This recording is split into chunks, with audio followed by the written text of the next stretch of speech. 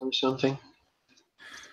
All right, this is the first of the Liberalist podcast. This will be different from Mod Talk, and today we'll be talking about Brazil. I've been seeing several messages in chats recently, along with posts in the Reddit and messages I've received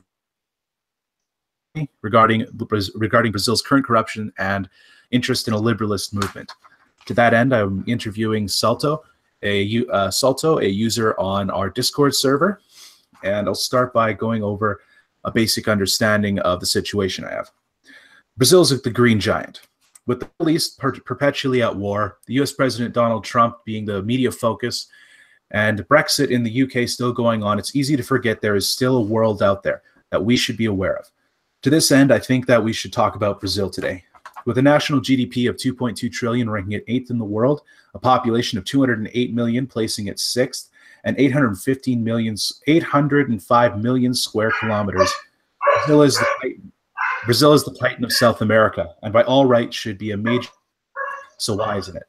My hunch is to blame corruption. In a PragerU video released March 30th of last year, Felipe Moura Brazil, a journalist for Veja magazine, made the case that socialism beginning under Lula da Silva led to major corruption through rewarding his political allies, and this only got worse under his successor, Dilma Rousseff. And today with Salto, we will be talking about anarcho-capitalists through the Mises Institute, internal refugee problems, Paulo Freire, and the pedagogy of the oppressed, a major left-wing liberal,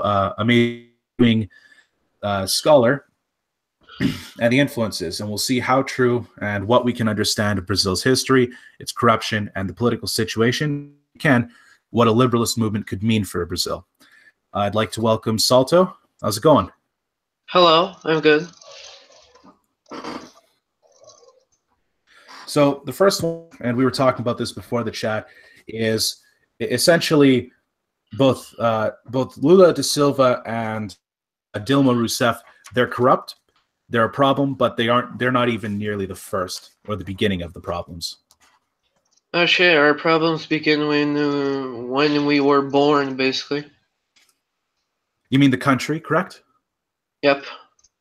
Yes, because you were mentioning, or no, I was reading through the history, and Brazil started in April 20th, 1500, and right from the get-go, it started importing slaves, and there was disorganization and We were by far the biggest part in the slave trade. All right. Yeah, and because of that, Brazil is, I don't have that statistic on me, but it has a large black community as compared to many other parts of the New World, simply because of the slave trade and its. Yeah, it's more mixed, actually. Okay. And the black community is a minority still. Okay. And just going over the Prager video, he mentions that Lula da Silva, when he got in, he immediately starts handing out favors and contracts to all of his political allies. They're just, and it's like expensive bridges that lead nowhere is an example of that, where they get paid an absurd amount of money to build something useless. Exactly. Okay. That's normal for Brazil. That's like a tradition. And you mentioned that dates back to Portugal? Yeah, that dates back to the 1500s. Our first capital was also too expensive, and it had roads that led to nowhere. It had bridges that didn't finish. And this is just considered a political norm right now, is it? Yeah, political norm. Just like the politicians going to the people to eat food with them and act all poor and stuff. So that's just more of a facade. They're not actually trying to be men of the people. They're just going there to look at. Yep. They're just getting brownie points. Just like the feminists. Wow, we're just going straight into it. Yes, because you were in the chat last night, you mentioned that 70% of Brazilian women identify as feminist, was it? Yeah, Brazilian adolescents. Teenagers. Okay. And going Yeah, and in the video, it covers more in that Dilma Rousseff is, or sorry, Silva is being charged with. Is the trial over? Sorry. Sorry? The trial with Lula da Silva, is it still ongoing, or sorry, does it? It's still ongoing. Okay. Well, Lula da Silva has been charged with corruption, involvement in a criminal organization, influence peddling, money laundering, and obstruction of justice. Was this a bit of surprise to anyone, or was it just No, everyone expected it. okay? Everybody knew he was a filthy money grubber. Okay. And then there was He stole artifacts from the presidential museum. Like he stole and just kept it for himself, or Yeah, like, oh, okay. he had a hidden wall in his office that That's led to a room where he robbed everything. Even the cross of Alesia Gina, that's a famous artist, that mysteriously disappeared for 5 years. that sounds completely out of some Nancy Drew mystery stuff. Behind the Yeah, painting and the dresser in the back of the room was the hidden painting that was gone for 5 years. exactly. It was actually a cross. And so the current corruption issues, and the current corruption issues is that after he left or was removed from office, it was Dilma Rousseff who took over, and I understand she was worse somehow. She was his successor. Basically, Fernando Henrique Cardoso planted the tree. Lula just chilled on the tree, and Rousseff cut down the tree. Okay. She just fucked everything. Can you give an example? Inflation went sky high. She made the economy go. She made the GDP go to negative. Okay. She made Brazil's relations with the U.S. worsen. I wasn't aware of that. How did she worsen U.S. relations?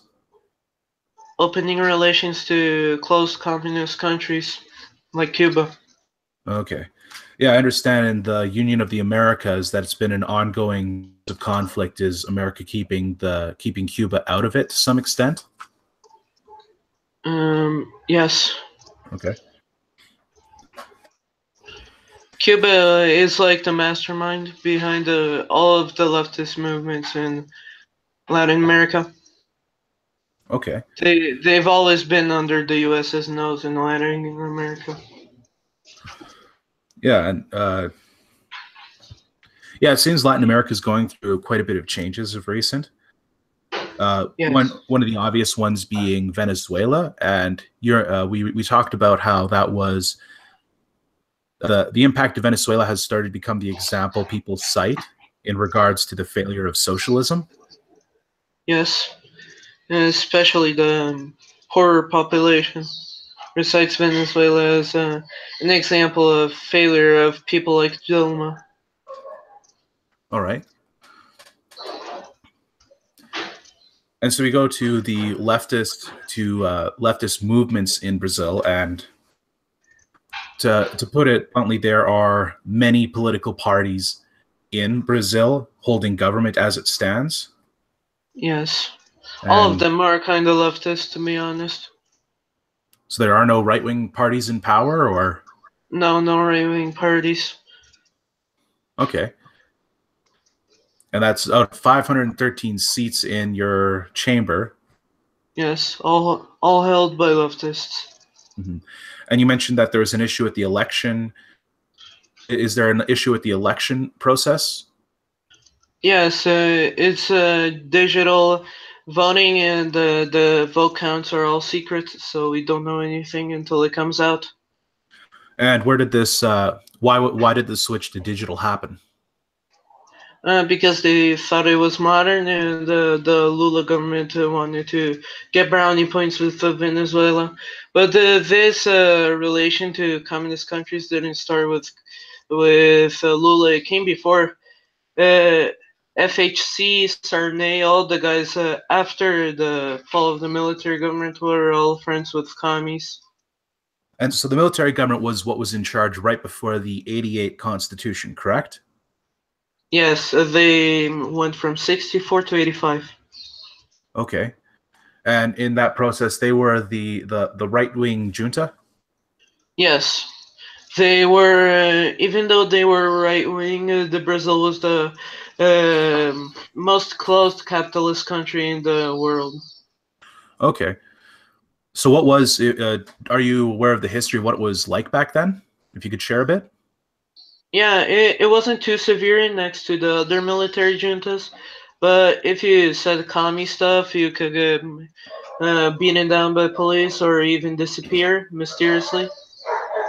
Okay. And that was the dictatorship that was supported the United States, correct?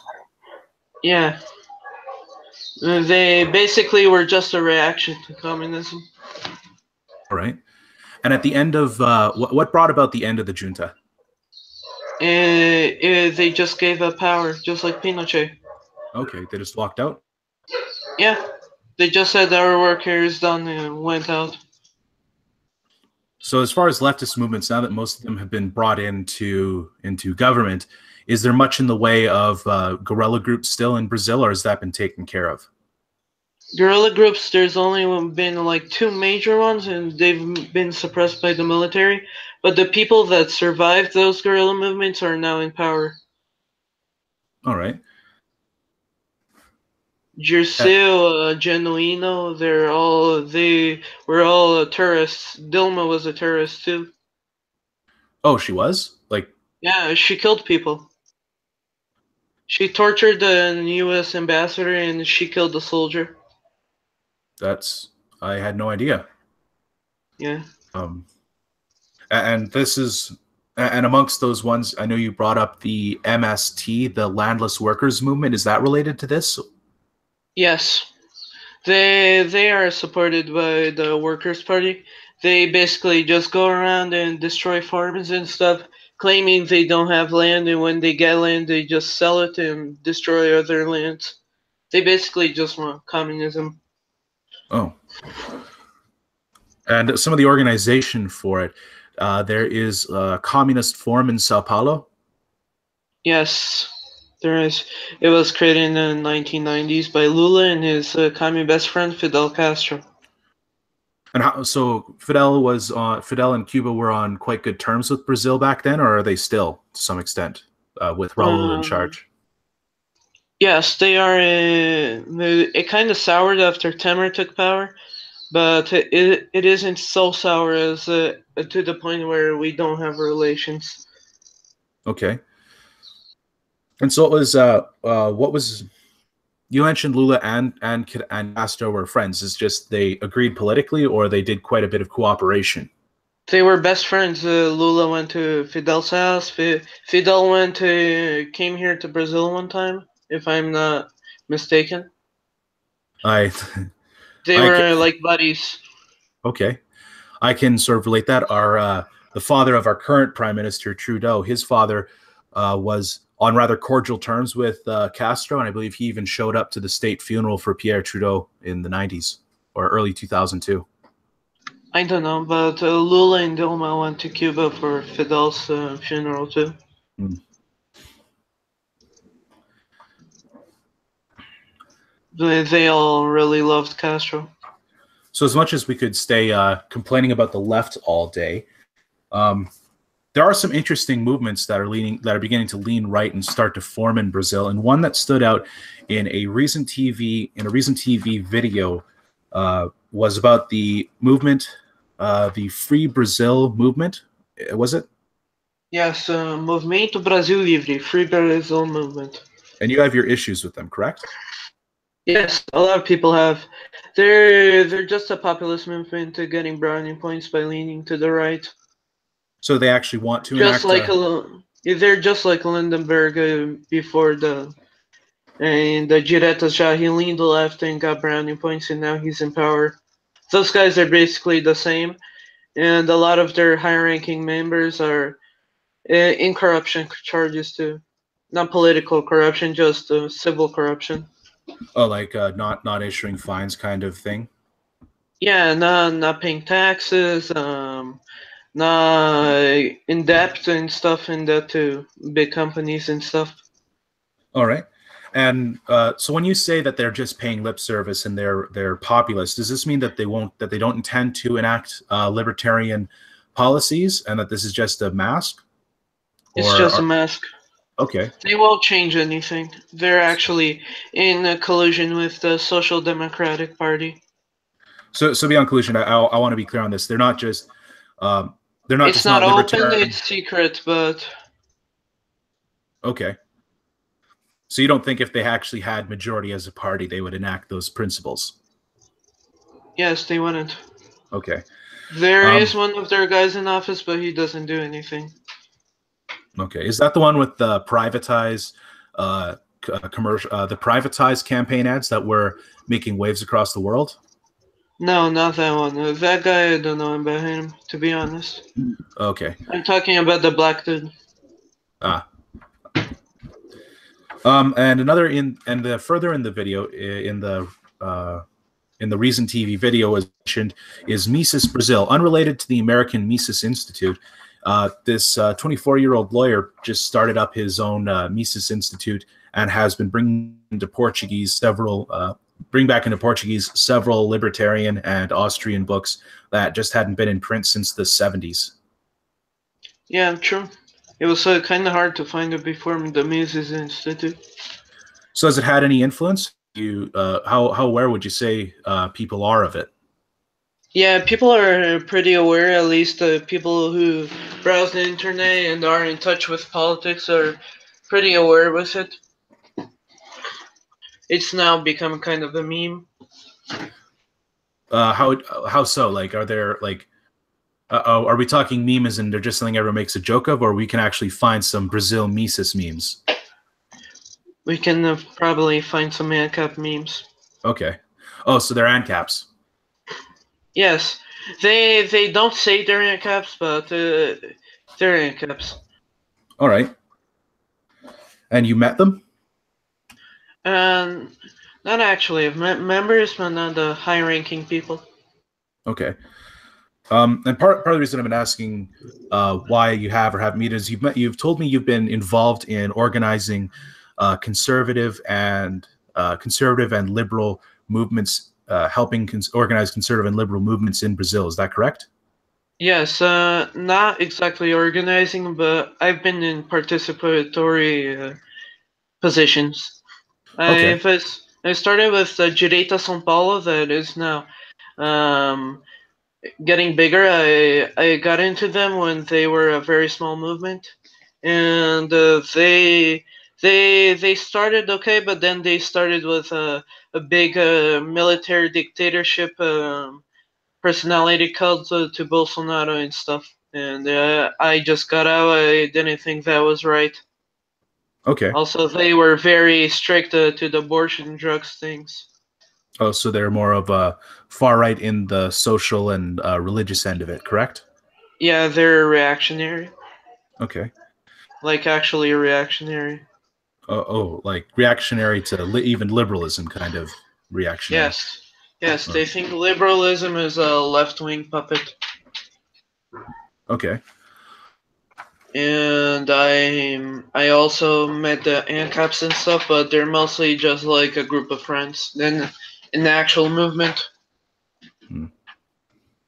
Yeah, I think Milo put it best in libertarianism. Great, but it can't just be all weed and hacking. Exactly. Yep. So I've been reading, but I'd have to actually pick up the book on the pedagogy of the oppressed. But you mentioned Paulo Freire, a professor and intellectual in Brazil, who basically criticized the idea of teachers trying to get information into students and considered the students almost on equal footing. Actually, he believed the students as political agents. Students are all political agents as soon as they enter school. Could you explain this a bit more? Teachers are basically made to relay political knowledge to students so that they can act on it and bring about the revolution. Okay, so you wanted to turn just everyday school into more of a communist indoctrination. Exactly. You Okay. wanted to turn school into a gulag? Ah, and just to know how relevant this is, how popular would you say he is in Brazil? Among the scholars, he is pretty popular. Among the working folk, they don't even know who he is. All right. So it's the ideology that everyone just sort of goes by, but It's just very like few know. Gramsci. It's just like Antonio Gramsci. Everyone knows all about his theory, but no one knows his name. Hmm. Okay. And how? What effect would do you think this has had on Brazil? Brazil is a very cultural Marxist country. Our big media companies all follow cultural Marxist theory. All our politicians follow cultural Marxist theory. All our public speakers follow cultural Marxist theory. Brazil is basically culturally Marxist. So if it's culturally Marxist, does it also follow that Brazil considers itself Marxist in other ways? Only in anti-imperialism. And I think that would bring us to American involvement. The last junta was very pro-American, correct? Yes, it was more pro-American than most, but Vargas was also pretty pro-American. He even met FDR. Okay. And that was during, was he the same president who Henry Ford tried to make a deal to have a city built in the middle of the Amazon? No, that was Juscelino Kubitschek in the 50s. All right. Getulio Vargas was the one who sent soldiers to fight for the Allies in World War II. Okay. Yeah, I think that's something a lot of people miss is Brazil was actually a participant in World War II. Yes, in the Gothic Line. I, I wish I knew more to comment on that, but if you could explain that a little to the rest of us. Getulio Vargas was very much flirting with the Axis, but then the United States offered to build a metallurgy factory here in Brazil, and Hitler spurred out and shot Brazilian ships. So Getulio Vargas was forced by the population to declare war on Germany, and then he sent Brazilian soldiers to fight for the Allies in World War II. Okay. Then he became buddies with FDR, that was also a prick. Yeah. Um. So following through that with his cooperation in the United States, how did that affect Brazil during his time in power? He basically created a lot of the work ethics that are still here today, and he created the whole Brazilian economy, basically that the whole modern Brazilian economy that is industrialist corporatism, following in Italy's footsteps. In Italy's footsteps, do you mean Mussolini in his corporatist model, not just? Exactly. Okay. The his constitution was based off the Polish constitution before Hitler invaded. That was very authoritarian. Okay. So when we say corporatist, what's an example of something that Vargas would do that would fall in line with that? We have obligatory taxes to the unions because the unions are all state-run. So you can't just get some workers together and start your own union. No, as I said, fascist corporatism. It's all state-run. Mm. And this working with the state. But yeah, eventually he did fall, and a constitution was created. Correct? Yes, another constitution was created. The legalist military officers that came back from Italy and actually met Americans, they believed that it was kind of ironic that they brought in Mussolini and Vargas was still kind of like Mussolini. Okay. So they took him down too. But he still stayed in the political life and even got reelected, but then he killed himself in the second term. Oh. Um. So I guess this really brings us to the modern point in Brazil. Most of us have seen something about corruption in Brazil all over. It was just a massive scandal what happened in embezzlement in government spending, inflation. It was the biggest in all of history. Yeah, from a country that had in 2004 6% growth, correct? Yes. Okay. That was because FHC, as much as he was a Keynesian, and Keynesians always work on short term, the guys who formulated the money system that we have today were actually pretty liberal, classical liberal, and then they created that, but then the commies chopped down everything. So they reversed the progress. Yes. And when it comes to reverse progress. Okay, Sorry. so this should bring a date on where we are today in Brazil. So why are you interested in the liberalist movement? I'm interested in the liberalist movement because I was raised in the U.S. and also when I came to Brazil and started getting into the political life, I didn't identify myself with any of the political ideologies that reign here. So I looked elsewhere, and I found something a little more to my roots that is classical liberalism, and I thought it was better than any other ideology I've encountered before. And then I've tried many times to do actual things, but many people are just unmotivated and they lack leadership. Then I saw Sargon's video because he is an actual political leader today, at least in YouTube and stuff, and he is very famous. And then I saw an opportunity to actually do something. So is this more you think you see it as a real movement you can be part of, or yes? Okay, it's something tangible. Yeah, it's beyond just the internet. It can affect the world around us. It's beyond the drawing pepes with top hats. A very important step to get past. Yes.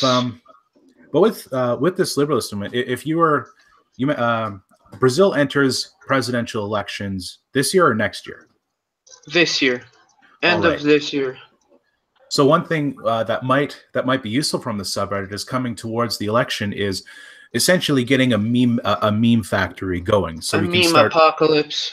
Yes, the unleash the liberalist meme apocalypse on the commies and the lefties in Brazil. Yes, also propaganda, so I can put it on top of those dirty commie propagandas.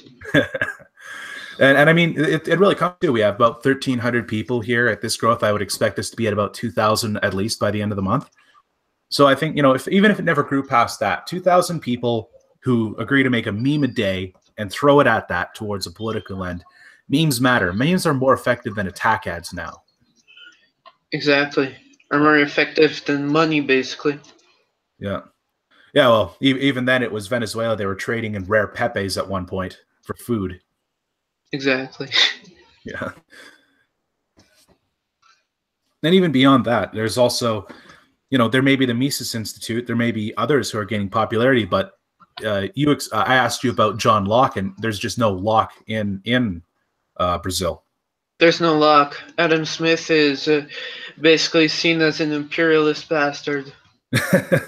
It's kind of strange, seeing as a lot of his arguments came out of a desire to help the average worker. Yeah, and people see here Illuminists as a bunch of authoritarian assholes. Illuminists? Yep. Illuminism.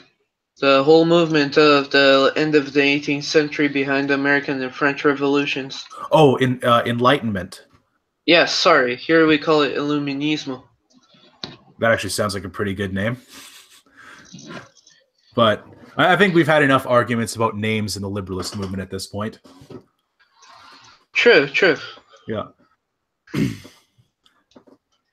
And with and part of that is the fact that there is none. It might make sense for us to work to putting in just simple black and white paperback prints of the two treats of government by John Locke, a copy of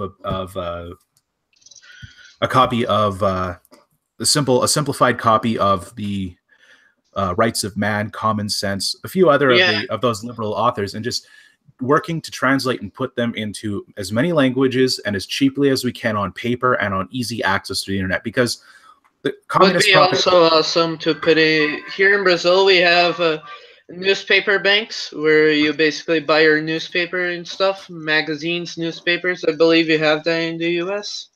in Canada. It's we have newspapers are mostly something you buy here in by the grocery store on your way out. Yeah, basically what we have here, and we could put it alongside those. It will Okay. be easier for the people to access. Like for you, it could be like 50-cent books. Yeah. Wow, 50 cents. That would actually, depending on that, we might even be able to put in quite a run. If we make pocketbooks in paperback, it would be pretty cheap. Well, I mean, if we kept it to something like, say, a 5x7 book, simple one, and we just threw in, John Stuart Mill's On Liberty, Two Trees to Government, and some basic liberal writings. Keep it dirt simple. We might be able to do a decent sized run of it. Like I think Sao Paulo may not affect as many people, but like say we were able to put out 5,000 prints. Yeah, that's a bunch of prints already. That's more than I expect people to read, but yeah. Well, easier if you have it, try and hand it off directly. Look the person in the eye. It's like, you should read this if you actually care. There is an alternative kind of approach. Yeah, that would be actually awesome. Yeah. And I think that would also fall the idea of liberalism and the idea that the individual can better his station in life. Because in the Prager video, it talks that most Brazilians just take it for granted. If you're born poor, you stay poor. Is that true? Yes. Here in Brazil, we have a joke that when you turn 18, if you're rich, you get a car. If you're poor, you get sent to prison.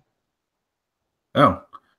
And you just turned 18, as you've informed me. So how's the car? Yeah, I don't have one. I could get sent to prison now. Quite casual about that. Yeah, but I'm not robbing or killing anyone or raping anyone, so I think I'm good. I mean, only if the government starts charging me on the amount of dank memes I put out. Right, let's not jinx that one. Sure hope so. Yeah. So I'd like to see, because we have 5 people watching, if we can get some questions from the people here about liberalist movement in relation to Brazil or things along those lines, that'd be great. In the meantime, me and Salto will just keep the conversation going. So a lot of it we could look at this as becoming real, because we watch YouTube. We see these skeptics, we see Sargon, we see Computing Forever, and a dozen other people, Stefan Molyneux, Styx, all talking about these ideas of liberalism that, even though they don't 100% agree, the big picture we want. Yes, liberty for all. Yeah. And the communists also want that, but in a very sick way. But I think it's a matter of, we need to start hitting them over the head every time they say equity.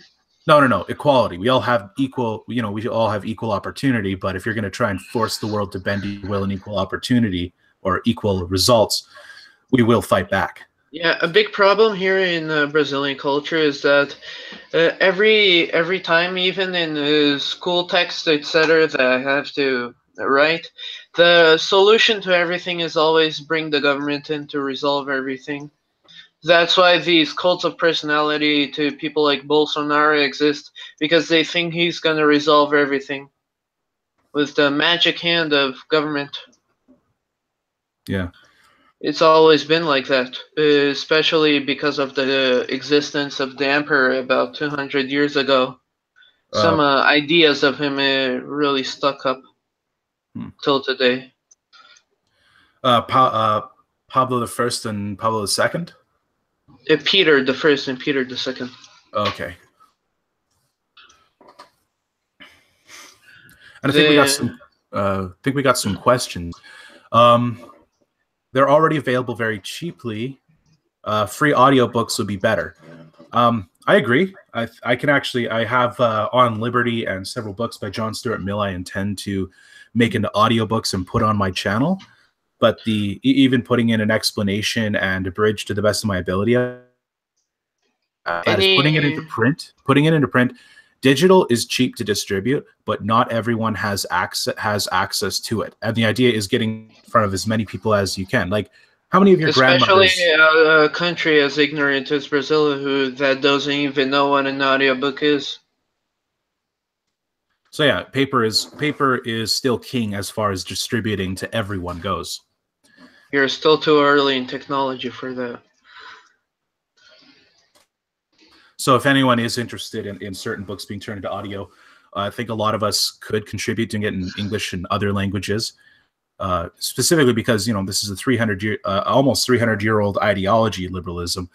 So taking those works wouldn't be violating any copyright. True, I mean, it's already in the public sphere, right? Yeah, public domain. So if you wanted to do a readout of On Liberty, that wouldn't be too difficult. But another question comes with this. Is there any historical precedent for the movement to gain ground? You mean in Brazil? I think we should Brazil. Yeah, I think he's trying to say in Brazil. There's not too many historical precedents. The only revolts we had that actually followed any classical liberal values were suppressed very violently. So now we don't have any historical precedents. It's more into Keynesianism and Marxism today. All right. Yeah, I think as far as looking for historical precedent, we're really stretching it when we start looking back to how it was prior to the 1900.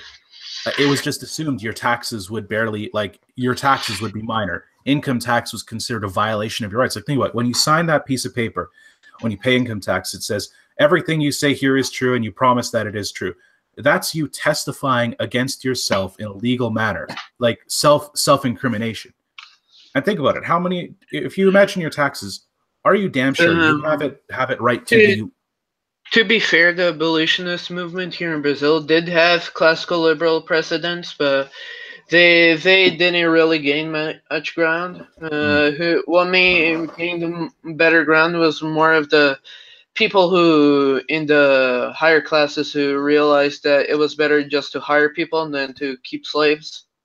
Yeah. But yeah, I think it's a lot of just informing people of how it was. And we've slowly had rights degrade over the last 120 years. Maybe it's time we actually try and see what it was like back then and what we want to bring back. Because even the French Revolution, people wore those stupid red caps because it was supposedly what Romans wore. It was the idea of going back to Republican history. You try and bring your past as a way to build the future. Isn't a liberty leading the people a reference to ancient Rome in their battle for the Republic? Yeah. Give me liberty or give me the 1830 revolution in France. Yeah, I'm trying to. Yeah, when they referenced Rome quite a bit, they referenced Rome quite a bit, and it was that they thought of it. Oh, the Republic of Rome. They imagine Scipio, not Julius Caesar. They imagine fighting the Punic War, not murdering all the Gauls. The Americans copied Cincinnatus more, from what I see. Yeah, it was George Washington was such a fan of Cincinnatus, he tried to set the precedent of 2 terms for presidents, as well as the naming of the city of Cincinnati. Yes. Wait a minute, let me read here. Fair, I see the point with printing Brazil, but we have to look at raising funds for printing books, subsidizing. Yes, them if you want to do them cheaply enough. Is that the route you're thinking about? Actually, I'm thinking of very cheap paperback books that go in the United States for about 50 cents, $1. And as far as raising, we are still so young. I don't particularly want to talk about money, but affecting change at some point. I mean, if it's 50 cents a book in 50 cents a book in Brazil to sell it, and we can put together as a group, say $500, now that lets us print out quite a few. You know, We could that's do a thousand a books. Kickstarter. We could do a Kickstarter or Patreon or something for that. Yeah. Like if you donate a certain amount of money, you get the books for free. Yeah. And That even would then, be the more you print, usually the cheaper it gets. And that could apply to even our countries here, even developed countries. Paper isn't particularly expensive. I have some family who are pressmen and work with newsprint and magazines, and it really is. Once you start talking about printing 10,000 of a thing, the $15 you spend on a paperback book here is dirt in cost of how much it is to print a single one. Didn't know that. Yeah. Well, it's paper is cheap. It's even cheap when you keep it to it's even cheaper when you keep it to newsprint. Yeah, true. If it's black and white, no shading, no fancy cover outside of, hard outside. Maybe if we started selling T-shirts and stuff, maybe we can get part of the funds to fund this book project. Yeah, but that's one idea that would still have to be talked with the other mods. And but yeah, we were talking about you starting up a Portuguese language liberalist, our liberalist. Yes, Brazilian are liberalist. That would be perfect. Yes, and this is let's just paint the picture we're aiming for. Most of the parties in Brazil, you've said, are you don't vote for who you want, you vote against who you can't stand. Exactly. So if you were going to aim for a party, you want to make the party that people can trust and people would like. So where do you see yourself in 5 years, in 10 years, if this goes well? If this goes well, I'll be president. I like your ambition. Thank you. Yeah. If this goes as perfectly as planned, I'll be either president or a guerrilla leader. That less optimism on that latter one. Yeah, if I've seen something, world changes with books and weapons. All right. Any preliminary ideas on how to convince Brazilians on the merits of liberalist views? I don't know. Maybe we could. Most Brazilians don't like paying taxes. A lot of Brazilians don't pay taxes.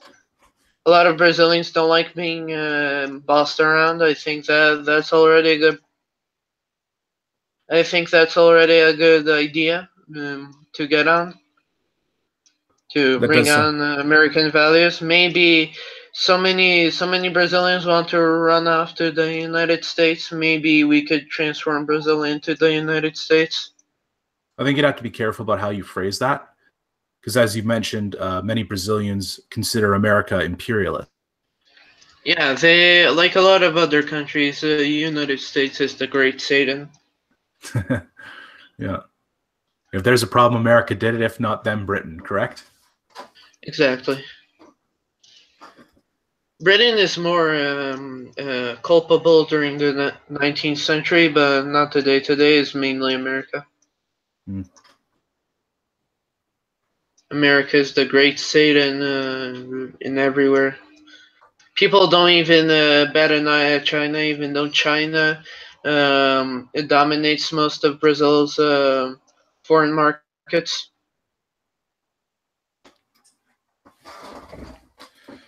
And well, we only got 6, so we can pretty much answer anything you guys throw at us.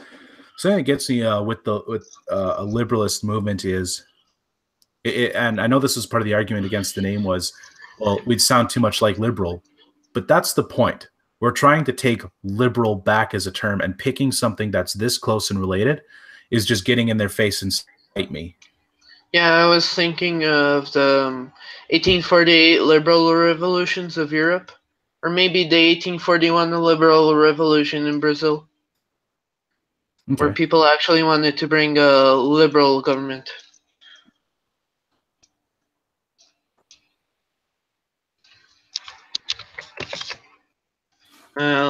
Liberal government to their respective countries. All right. So yeah, I think that gives us a reasonable plan to move forward with.